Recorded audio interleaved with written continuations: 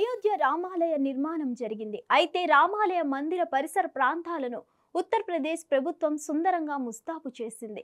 భక్తి పదం, రామపదం మార్గాల్లో వెదురు స్తంభాలతో కూడిన లైట్లతో అతి సుందరంగా తీర్చిదిద్దారు.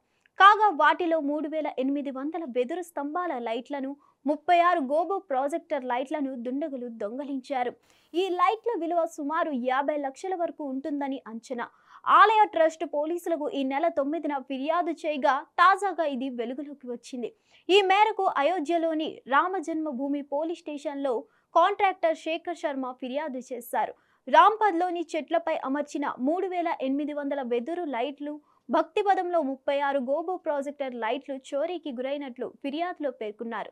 వారి ఫిర్యాదు మేరకు కేసు నమోదు చేశారు పోలీసులు. కాగా అయోధ్య డెవలప్మెంట్ అథారిటీ ఇచ్చిన కాంట్రాక్ట్ ప్రకారం యష్ ఎంటర్ప్రైజెస్, కృష్ణ ఆటోమొబైల్ సంస్థలు లైట్లను ఏర్పాటు చేశాయి.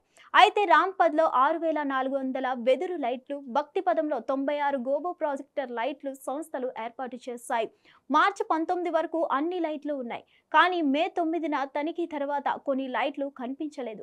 ఇప్పటి వరకు 3800 వెదురు లైట్లు, 36 ప్రాజెక్టర్ లైట్లను ఎవరో గుర్తు తెలియని దుండగులు చోరీ చేశారని శేఖర్ శర్మ తెలిపారు. ఈ మేరకు పోలీసులు దర్యాప్తు ప్రారంభించారు. మరిన్ని అప్డేట్స్ కోసం stay tune to hit TV.